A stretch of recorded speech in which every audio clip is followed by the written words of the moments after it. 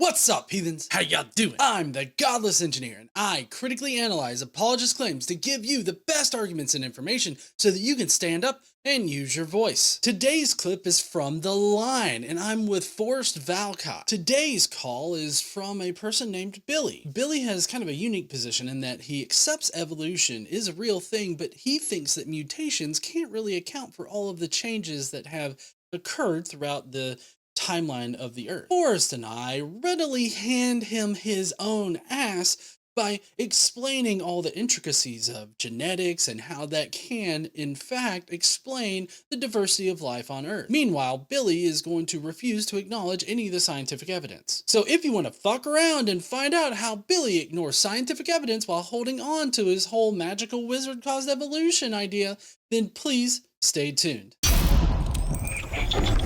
Sweet chicken. Let's talk to Billy. Sweet. Pronouns he, him. Calling in. What? Sweet chickens. Yeah. Billy says he has some alternatives to evolution. Let's talk about it. Billy, you're on the line with Forrest and John. How are you doing today? Not bad. Yourself?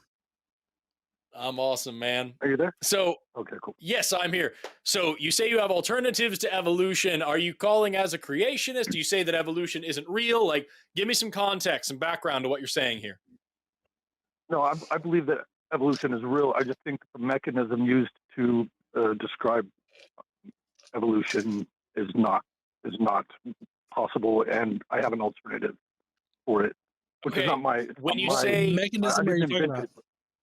Yeah, what mechanism? Because there's several mechanisms to evolution. So what mechanism are you talking about that you don't think is serious well, or real? The driving force of evolution is random mutation, and I don't think that random mutation has, or matter of fact, I think that it's been demonstrated that random mutation does not have what it takes to sequence novel functional code sequences. So okay, but let's start there before we get into your alternatives. I'm just gonna throw something out here, just really quick. I'm going to write some words. Hold on just one second.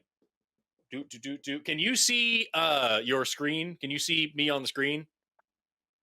Let me see real quick. I can, but you guys might be not the same. You know, you guys might not be at the same time. There's going to be a delay. There's going to be a delay. That's fine. Just make sure there isn't sound on the screen. I just wrote something down, and I am now going to move my camera to make sure I can see it here. I'm going to hold something up, and you can tell me here. Okay. So here I've written on this page, I've written a sentence. Can you see it? Give it a few seconds. Yeah, there's a delay. That's fine. Just wait for the delay. Just wait for the delay there. But you can see, okay, I've written a series of characters that convey a message. What does it say? Okay. It says, let's eat grandma. And I've seen this before. Let's eat grandma. Let's eat grandma. Exactly. So here's a series of characters. Let's eat grandma. And here's a random mutation, just deleting one character. Let's eat grandma. And so this is an example how one change, a novel mutation, for example, this is now a completely new message. This means something completely different than the original message, right? So when we talk about it's impossible for random mutations to create new information, no, it fundamentally is not. Not only can we create whole new genes, but even if that wasn't the case, we can create totally new functionalities using information that's already there. Yeah, and I was just going to give you a quick example of this. So hold on there, Billy. So there is an experiment that exists out there where we have changed just a minor gene in alligators, right? Or maybe it's not alligators, it's some kind of reptile. But basically the scales of the alligator, because of the gene that was changed, turned into these like very primitive feathers. Like the primitive feathers being like little needles that are poking out. And so like the scales changed to these little needles. And so like we have actual laboratory experiments where we've manipulated the genes and caused significant changes to an organism. So I don't understand where you're coming from on this. That that change was due to a destruction of information in that genome. Can you describe? No, hold on. As far as the genome concerns, as far as the genome concerns, describe what destruction is, because like I don't understand in the context of like mutations and like the genome and everything like that.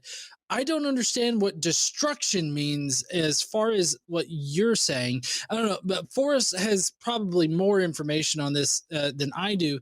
But as far as mutation goes, like I don't see destruction. I just see change. I don't know. Am I wrong there, Forrest? No, I hear this a lot from creationists who will say that, like, it's only destruction of information. There's no creation of new information. And that ignores the fact that absolutely mutations can create information as well. De novo gene birth is a thing. Duplication events are a thing. Creating new information is absolutely a thing. It's a cop out. But Billy, we've been talking for a long time, so I would love to hear what you have to say about all of this. Generally,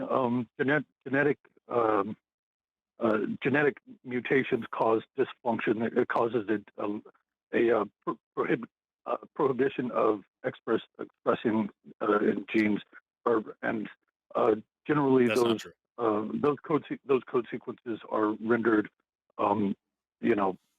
incapacitated. So, I mean, that's not true. And it's true. Well, yeah, no, that's definitely true. Most mutations are silent. Most mutations have no observable effect. Or deleterious. Matter of fact, there's far more deleterious mutations than there are beneficial mutations, and I would argue that there's never been a quote unquote beneficial mutation which causes Billy. Yes, there has. Yes, there has. Go ahead. So you said there's never been a beneficial mutation. We absolutely have observed beneficial mutations in several different instances, both in the laboratory and in the field. Right, and I was going to add that the ones that are going to allow the organism to survive better in the environment that they're in are going to be the beneficial ones. So, like, even if deleterious mutations were more prevalent, the only success that we would see are with the good mutations. So it's kind of like we would see the good mutations and we would fail to see the bad mutations as far as like a persistent change throughout the organism. The deleterious ones are not going to allow the organism to survive for generations. Right. It's only the good ones that are going to allow it to survive. I also want to point out, like, so two things that are important here. Number one, we need to talk about beneficial mutations because I heard you asking for some examples, and we will get there. But also, what I said earlier is that most mutations are silent, and you added on or deleterious. That's a problem of thinking. Most mutations are silent, period. More than 50% of mutations are not going to do anything at all, are going to have no immediate observable effect. So therefore, for you to add on or deleterious, that is correct. As would it be correct if I said most mutations are silent or beneficial? If most of them are silent already, then it doesn't matter what else you add in. Yeah, so like that's a silly way of thinking right off the bat. I just want to point that out. I believe that you're wrong. Also, I believe that you're wrong. I believe that you're wrong. Take it up with there are more deleterious mutations than there are neutral mutations. Really quick. Oh my God. Yeah. I feel like you're not even listening to us. I just Googled are most mutations silent, and I got this. Around 99.8% of genes that undergo mutations are deemed silent because the nucleotide change does not change the amino acid being translated. That's what we call a silent mutation or a synonymous mutation. So literally just Googled it and came up with this massive number that was higher than even what I expected from my undergrad genetics training. But that's not the point. The point is that even if that wasn't the case, what John said still stands to reason. Even if the vast majority of mutations were deleterious, that wouldn't change anything. That would still cause evolution to happen if there is still a differential success of reproduction or survival based on those mutation rates. Most importantly, you asked me for some examples of beneficial mutations. I'll give you 3. Number one is lactose tolerance in humans. That is a an observed mutation, a single nucleotide change, a point mutation that is beneficial because it changes. No, it's not. That's not beneficial. It's not beneficial for humans to be able to drink milk. Dude, we make sugar in all kinds of different ways. We don't have to drink milk. And as a matter of fact, it's not. Billy, you are missing a fundamental part. You are missing a fundamental piece of understanding here, which is that deleterious and beneficial. You don't even know. Okay, explain what I was about to say, because you said, no, I'm not missing it before I even finished my sentence. So how am I wrong about what I was about to say to you, Billy? I just Googled, are more mutations deleterious? And it just said yes. Most mutations are harmful. The effect of mutation did you read the AI? Did you read the AI overview or an actual source? And it even says we often expect deleterious mutation negative. Did you read the AI overview or a source? I'm reading both. Did you? I'm reading both. Okay, don't read the AI overview because it's bullshit and it's been proven to be wrong several times. Doesn't matter. Because as I said a second ago, whether you're right or my actual training in this field is right, evolution would still progress. This doesn't actually change anything. You're getting hung up on the wrong thing.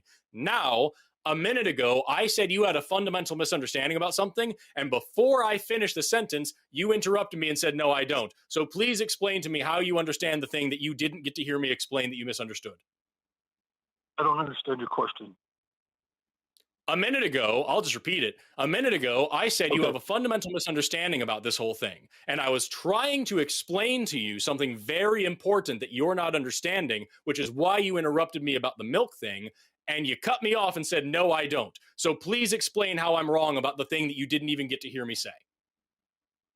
I mean, I wasn't talking about what you were about to say. Oh, you were just saying whatever random bullshit? Cool. So then I will now continue what I was saying and see if you can actually get through it without rudely interrupting me again. You have a fundamental misunderstanding when we're talking about milk and having lactase persistence being a beneficial mutation, and you said we can make sugar in all sorts of ways, we don't need milk. You have a fundamental misunderstanding of what the words deleterious and beneficial mean, which is that you are considering these to be absolute terms rather than relative terms. If you gain fitness in one environment, you necessarily lose fitness in another environment. Any beneficial mutation is necessarily deleterious in another environment. So when we talk about milk and you say, well, we can make sugar all sorts of other ways, that doesn't matter because we're talking about pastoral societies of early humans who were pastoral and raised goats and sheep and cows and things and relied on milk and cheese as a source of nutrition over times of hardship when they wouldn't have otherwise had access to nutrition. Having lactase persistence was a major positive mutation for them. It was a beneficial mutation, a major fitness advantage for them. That's why it is so persistent across Eurasian populations, especially West Europe and a little bit into West Asia. So that is a very beneficial mutation that spread rapidly, changing the allele frequencies of those populations, which is the definition of evolution, by the way. Whether or not we can today synthesize sugar in other ways and get sugar in other ways is completely irrelevant to what that mutation is or whether or not it was beneficial at the time. Now, that was only the first beneficial mutation I was going to tell you about. I have some other ones ready to go because you asked me for examples. I have some in the lab and in the field. Which would you like to have first? First, I'd like to discuss that one. Do you know why? That mutation causes us to tolerate lactose? Do you know why that happens? Yes, because it causes us to continue to produce the enzyme lactase well after our second birthday. That's why it's also called lactase persistence. Yeah, and there's a gene that cuts that off, that stops that, and that gene was mutated and no longer functions. So it's a dysfunction of the code that causes that to happen. So that mutation doesn't matter. Yes, it does. Yeah, no, it doesn't. Matter. It is still a random mutation. There's nothing in the definition of the word mutation that says it has to create a brand new gene. Mutation is any change that, yes, but that's what you're implying. Any change to the genome sequence, any change to the DNA sequence is a mutation. And so this is a mutation that does silence a gene that still makes it a beneficial mutation. With all due respect, you don't get to decide what I'm implying. I was not implying that. I was not implying that. Then why'd you bring it up? Then why'd you bring it up that this is turning off a gene as if it dismisses the fact that it is a mutation and it is beneficial? I mean, the beneficial part is questionable, but what I'm talking about is it created a dysfunction in the genome. It caused it actually literally caused a dysfunction in the genome. Like it's the same thing with sickle cell anemia. That's actually that allows people to resist malaria, or I think it's malaria. I forget if it's malaria or not. It is malaria only if they have. It is malaria, but only if they are heterozygous. Right. If they are homozygous recessive, then they have sickle cell, which is further evidence to what I was saying, that the terms beneficial and deleterious are contextual. What if malaria didn't exist? Would that still be beneficial?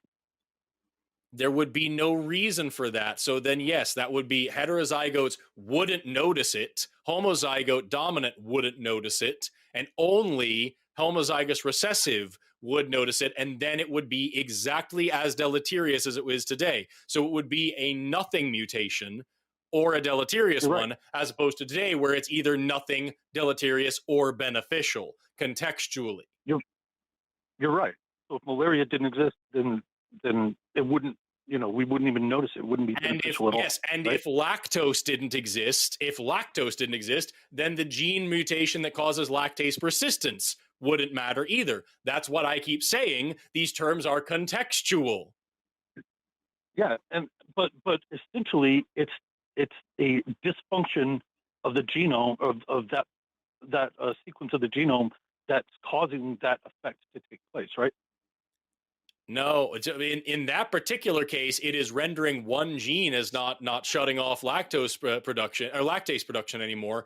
But to call it a dysfunction is to prescribe an idea to it that it was once perfect and is now a problem. If you have a gene through totally natural processes, if you have a gene that is hurting you and then that gene is rendered dysfunctional, then that is a benefit. Well, I mean, but it's still what I'm talking about in regards to benefit is the sequencing of novel functional code sequence. The creation of novel functional code sequences. That's what I said a minute ago when you said that I don't have the right to decide what you're meaning and what you're implying.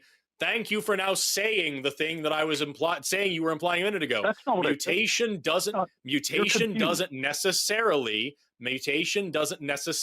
need to be something creating novel functionality or anything like that. That's not what the word mutation means. Beneficial or deleterious doesn't hinge on that. Dude, I know that. That's what I said, dude. You're saying the exact same thing I said. Mutations cannot create novel code sequences. That doesn't happen. But they can. That's what we're fucking telling you. Jesus fucking Christ! Also, I'm so fucking tired of this. We haven't even gotten to the other things. I was going to give you two other examples just of a beneficial mutation.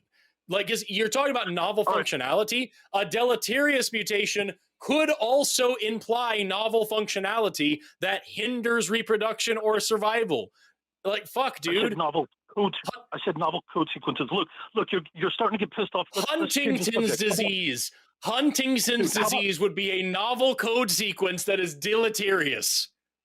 Look, I don't want you to be pissed off anymore. I'd like to have a chill conversation. I'm not pissed off. I'm annoyed because you keep just saying random shit as if it matters and then ignoring when we demonstrate that what you're saying doesn't make any sense. Huntington's disease is caused by novel gene sequences that are deleterious. That is a mutation that is based on new genes being added, new nucleotide sequences being added, so new novel information being added, and it is deleterious. How are those sequences added?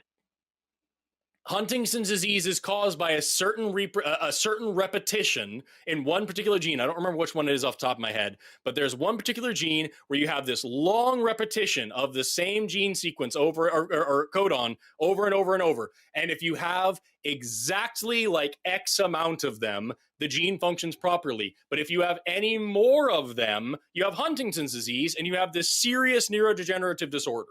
And so what happens is when this gene sequence is being copied, it sometimes gets copied too much. It has a duplication mutation. That is a type of mutation.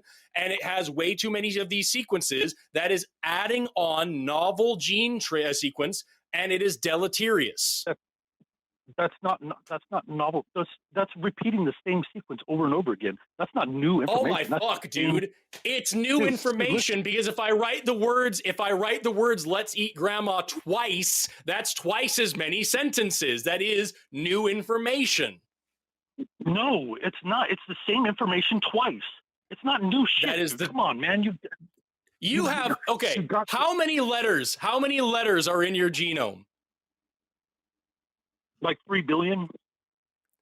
No. How many characters? Pardon me. How many characters? It is 4. 30 billion. Yes. There's 4. So your entire 3, I think it is 30. It might be 3. It's a bunch. It's billions. It may be. Maybe I'm missing a 0. Who cares? It doesn't matter. The billions of characters within your genome are made of those 4 letters, right? Many of them, in fact, every gene is going to have the same start and stop codons as well. Does that mean that it's all the same information because it's the same nucleotide sequences, it's the same characters, it's the same codons producing the same amino acids? Just because one thing is repeated doesn't mean it isn't new information. That's ridiculous to say. If that wasn't the case, then duplication mutations wouldn't be considered mutations. I mean, I'm talking about Billy. Right, Billy. I'm just going to read from the Talk Origins website. It's a fabulous resource if you want to go there, and they have all of them. I don't want to go. Oh, you don't. So let me get this straight. You called into this show and you don't want to hear the information that we have to tell you that shows that you're the Christian wrong. thing? Is that correct? Is that some Christian thing or what? If it's a Christian thing, I don't want to hear it. If it's a science thing, then yeah, I do want to hear it. Origins is a science website. Okay, I'm sorry. I was confused. I'm sorry. Go ahead. Maybe you should let us fucking finish when we're talking. I mean, so I'm reading it from don't reprimand me, dude. Don't reprimand me. Just get on with the conversation. Okay, well, I'm muting you now, so enjoy being on mute here. So, there's a claim, CB 101. They're organized and everything. Most mutations are harmful, so the overall effect of mutations is harmful. Is the full claim. It's going to apply to directly the bullshit that you're spouting here. So in the response section, it has most mutations are neutral. Nachman and Crowell estimate that around 3 deleterious mutations out of 175 per generation in humans, that's from 2000, of those, they have a significant effect. Of those that have a significant effect, most are harmful, but a fraction of which are beneficial and is higher than usually. An experiment with E. coli found that about 1 in 150 newly arising mutations and 1 in 10 functional mutations are beneficial. And then there are some actual laboratory results that you can look up. So there's mutations that have given bacteria the ability to degrade nylon. That was discovered in 95. Plant breeders have used mutation breeding to induce mutations and select for beneficial ones. That was in 77. Certain mutations in humans confer resistance to AIDS. That was in 96 and 2001. Or heart disease. That was in 94 and 83. A mutation in humans makes bones strong. That was in 2002. Transposons are common, especially in plants, and help provide beneficial diversity. That was in 2000. So I could go through all these things and read directly off the website how fucking wrong you are about mutations. But please fucking continue to tell us. Oh, well, he dropped. I guess. I don't know. I don't know. I was about to read. I've got this paper right here called The Origins of New Genes and Pseudogenes, published back in 2008.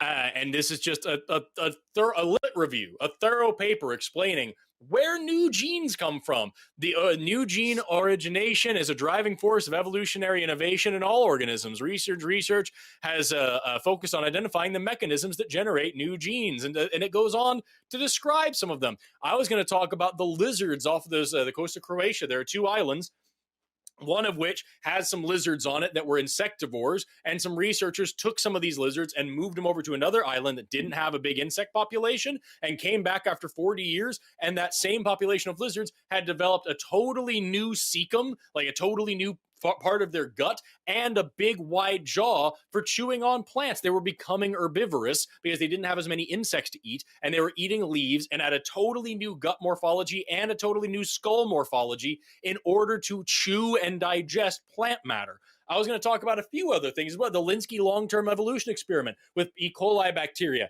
constantly evolving to digest new sources of nutrition, kind of like humans being able to digest milk. Like, there's 1,000,001 examples of mutations happening that are beneficial, that are deleterious, that are silent, that create new information, that destroy old information. Like, it's not fucking hard to find this information. But to sit here and say copying a gene isn't creating new information because it's just the same information twice is like so fucking lazy. It's oh my glob, dude. You're going to have to grapple with real science if you want to have a conversation about real science. You can't just decide what does and doesn't count in your special little world as new information. It's just, oh my glob, it's such lazy thinking. Mm-hmm. All right, heathens. Well, that was an interesting conversation that Forrest and I had with Billy. If you will, please go down below and let me know what you thought about any of the topics that we covered in this call. What do you think about Billy's argument against mutation being an explanation for the diversity of life on Earth? What do you think about his claim that a magical wizard is necessary for evolution to occur? What do you think about Billy constantly ignoring the actual scientific evidence that genetics provides? And how do you feel about Billy shifting the goalposts constantly throughout the conversation? Let me know down below in the comments what you thought about this call. And while you're down there, why don't you smash that like button and subscribe if you like this kind of content. Don't forget to stand up and use your voice. Bye, heathens.